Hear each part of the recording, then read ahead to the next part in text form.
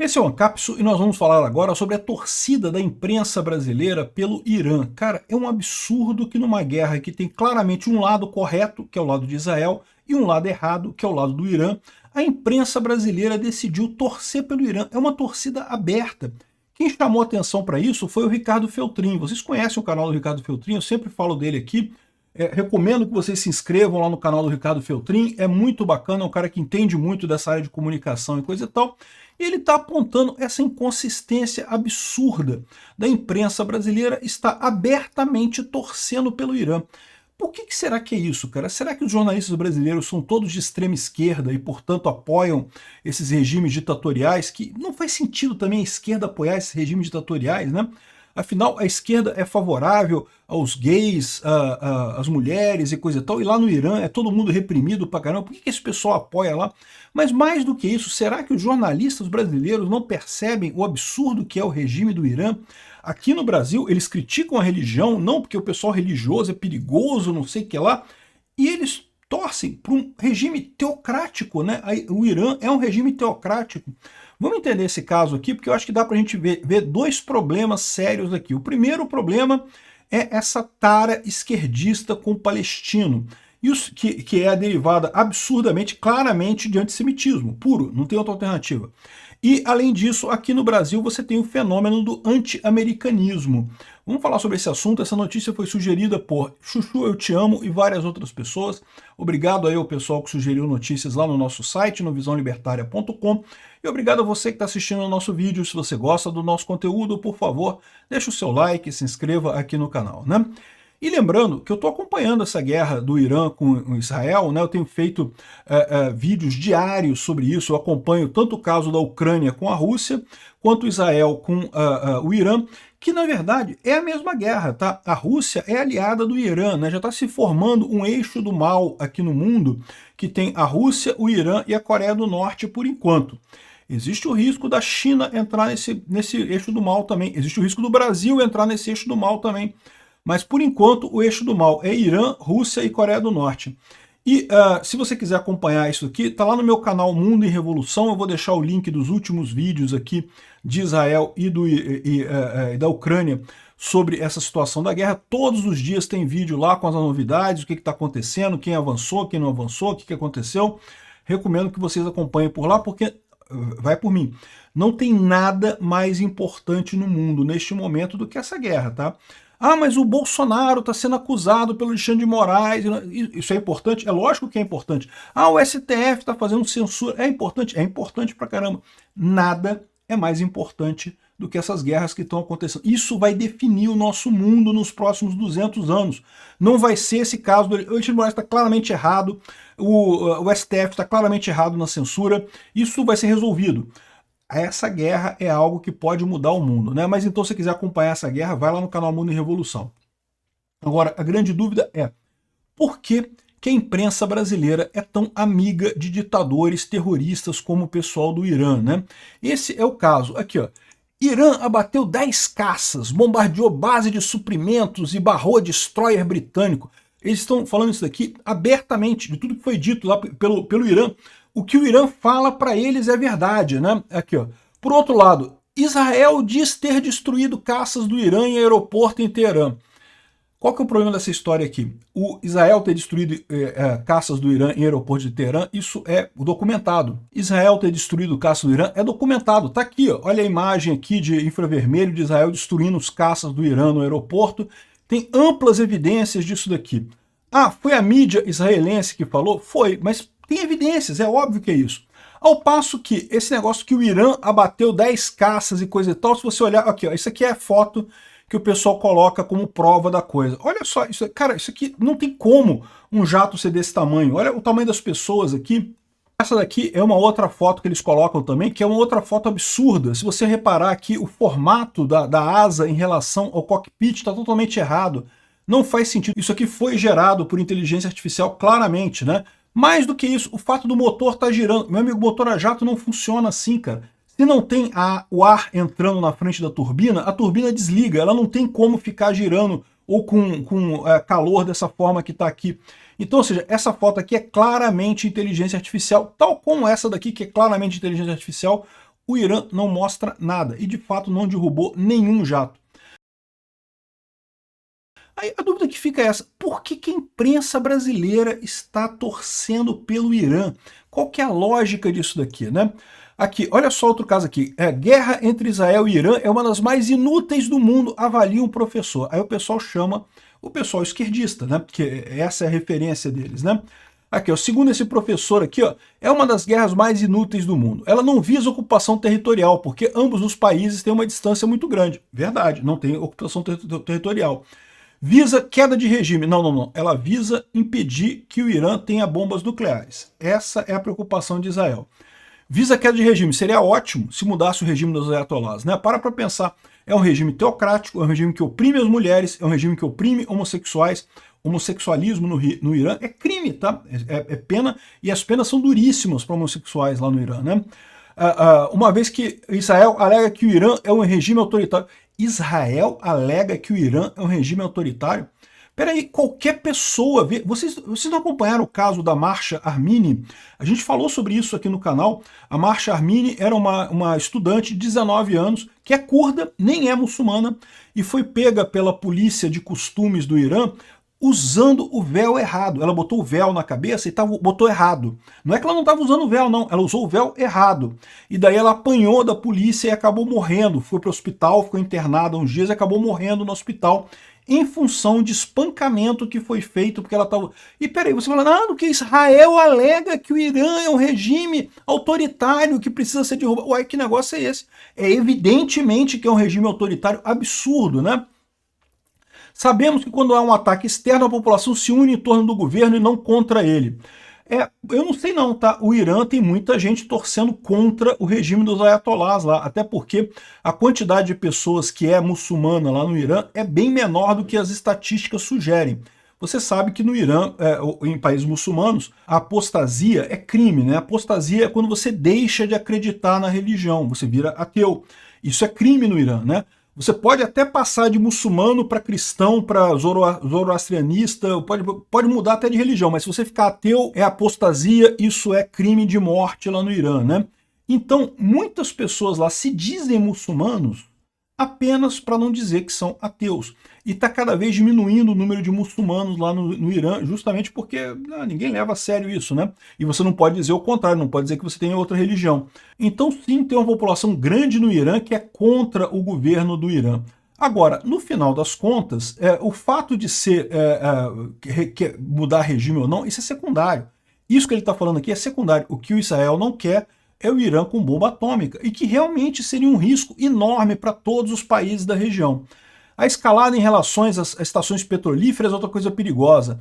Não acontece desde a guerra entre Irã e Iraque, quando houve destruições mútuas, e isso pode permitir ao Irã atacar estações petrolíferas e de gás natural de Israel, que são importantíssimas. O que ele está errando aqui? O Irã atacou primeiro as estações de petróleo de Israel. Israel, quando fez o primeiro ataque, visou apenas instalações nucleares e militares do Irã. Nenhum ataque foi feito contra instalações petrolíferas do Irã.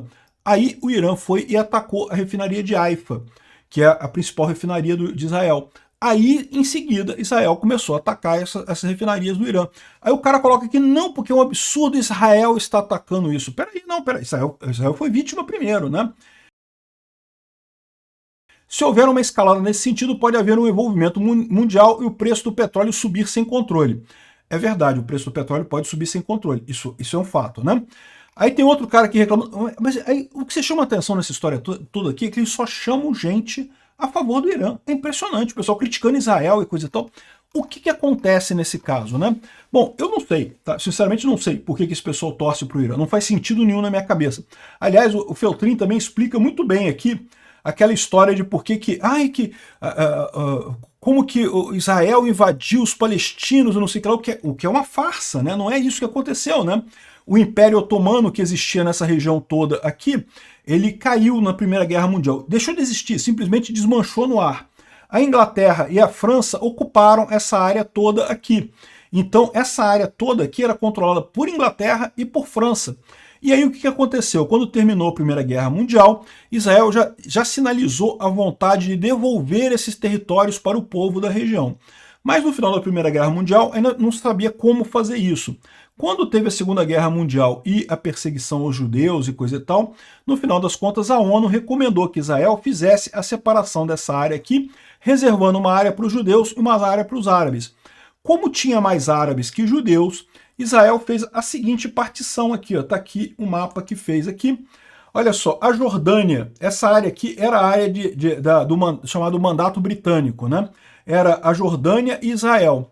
Então Israel colocou, o Império Britânico colocou 3/4 da área para os árabes, para os muçulmanos, que é a Jordânia, e 1/4 para os judeus, que é Israel.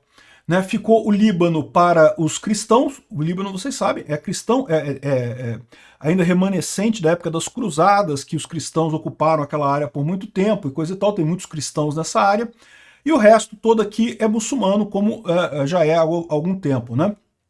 Então, ficou Israel, o pedacinho de Israel ali para os judeus, 1/4 do mandato britânico, e o resto para os árabes. Então já está dividido, já tem a solução de 2 estados. A solução de 2 estados é isso, é a Jordânia para os árabes e Israel para os judeus. E é isso aí, não tem o que fazer mais, né? Não tem que dividir mais isso daí. O que aconteceu? Quando Israel foi criada, os árabes invadiram. Invadiram e ocuparam a Cisjordânia e a faixa de Gaza. Então, os árabes é que invadiram o território de Israel. Não foi o contrário. Israel nunca invadiu o território árabe nenhum. Israel recebeu o território do Império Britânico, que era o legítimo detentor daquela área ali, ou pelo menos, se você entende que países podem ser detentores de área, era o cara legítimo nessa situação.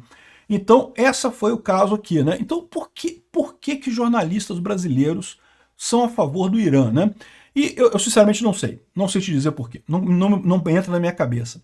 Mas eu aponto duas coisas, né? A primeira coisa é o antissemitismo, né? O antissemitismo é uma visão arraigada na cultura nacional, na verdade mundial, né?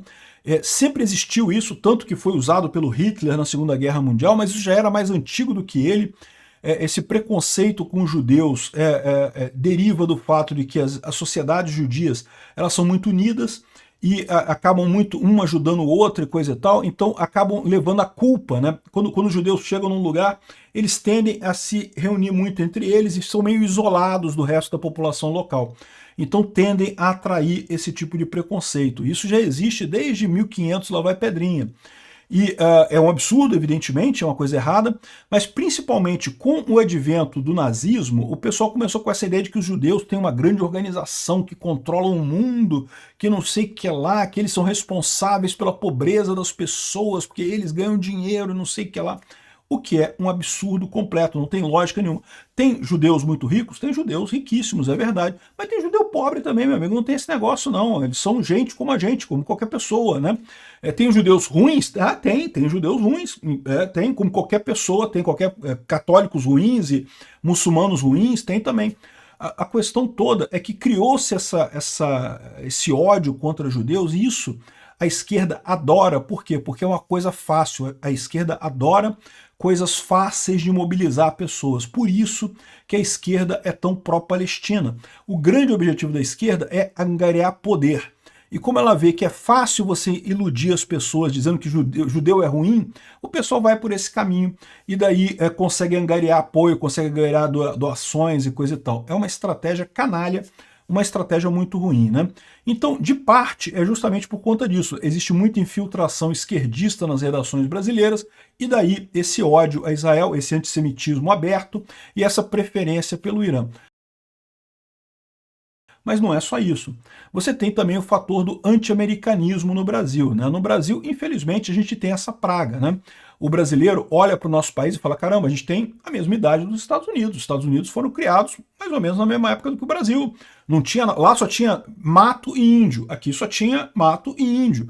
E começou mais ou menos ao mesmo tempo. A gente começou a construir um país aqui, eles começaram a construir um país ali.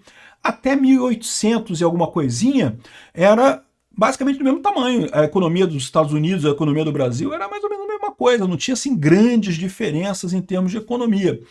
No entanto, chegou o século XIX, século XX, e o que a gente tem hoje? Hoje o Brasil é um país eco de merda, uma república de terceira categoria na América Latina, e os Estados Unidos é a grande potência mundial. É natural que surja um sentimento de inveja entre os brasileiros em relação aos americanos. Caraca, o que aconteceu? Como que a gente pode estar chegando aqui e eles estão naquela posição lá? O que aconteceu? O que tem de errado e coisa e tal? Isso gera um anti-americanismo entre os brasileiros. Tem que tomar cuidado com isso. Porque a verdade é que eles estão melhores do que a gente porque eles tomaram decisões corretas e a gente tomou decisões idiotas. A gente elegeu Getúlio Vargas. Para pensar, bicho. Quando o Getúlio Vargas deu o golpe aqui, você pode dizer assim, ah não, porra, não foi culpa dos brasileiros, porque o cara deu um golpe, pegou as Forças Armadas e deu um golpe, não tem o que fazer. Mas aí depois que ele terminou o golpe, que a gente conseguiu tirar Getúlio Vargas, o cara se candidatou. Cara, o brasileiro foi lá e votou no cara. Cara, não dá pra entender isso, bicho. É uma coisa absurda. E depois o Lula, cara, bicho, o Lula roubou pra caralho a Petrobras, o Petrolão, o Mensalão. O cara é um corrupto pinguço. E aí depois ele volta, ele se candidata e o brasileiro vai lá e vota do cara, bicho. Não tem como justificar isso, bicho. É porque o brasileiro tem tomado decisões erradas. É por isso que a gente tá na merda. E os Estados Unidos estão muito melhor do que a gente, porque tem tomado decisões corretas. Tem evitado essas figuras idiotas e com retardo mental, como Getúlio Vargas, como o Lula, e optado por pessoas que pensam, né? É isso que fez a diferença no final das contas. Não é nenhuma mágica, nenhuma conspiração mundial, nenhum roubo de recursos, não tem nada disso. Os caras tomaram decisões corretas, a gente tomou decisões erradas. É por isso o problema. Mas existe, de fato, é inegável, uma certa ressentimento brasileiro com os Estados Unidos, né? E aí deriva nesse tipo de coisa também. Eu vi gente falando assim, não, porque o Irã pode ter arma atômica, por que Israel pode ter arma atômica, por que o Irã não pode ter arma atômica, que negócio é esse? Gente, o Irã não pode ter arma atômica porque é uma cambada de maluco religioso, extremista ali. Se esse pessoal tiver arma atômica, eles vão usar essa arma atômica. Esse pessoal não está preocupado com comércio, com justiça, com coisa e tal. Eles acham que vão encontrar 72 virgens no céu depois, então, usa arma atômica. São loucos, são malucos completos, né? E muito disso daí é o pensamento de que, não, mas o Brasil quer arma atômica também. Pra que o Brasil quer arma atômica? Que lógica tem isso, bicho? A arma atômica não serve pra nada. Olha a Rússia se fudendo lá na guerra com a Ucrânia, mesmo tendo arma atômica e se quebrando todinha na guerra lá. Enfim, o meu diagnóstico é esse. Posso estar errado, mas eu acho que é isso. Primeiro, esquerdismo exagerado, e esquerdista é essencialmente antissemita, é essencialmente contra judeus, e também esse anti-americanismo que tem aqui no Brasil. Esse é meu diagnóstico de por que tantos jornalistas no Brasil estão torcendo para o Irã. Agora, pode ser pior que isso, tá? Pode ser por dinheiro, porque a Rússia é aliada do Irã. E a Rússia banca um bocado de jornalista aqui no Brasil, tá? Não se esqueça disso. Tem muito jornalista no Brasil que recebe dinheiro da Rússia. Obrigado por assistir o vídeo até o final. Além de curtir, compartilhar e se inscrever no canal, considere se tornar patrocinador com valores a partir de R$ 1,99. Clique no botão Seja Membro abaixo para saber as condições e vantagens de patrocinar o canal. Mais informações sobre o nosso projeto, visite nossos sites indicados na tela.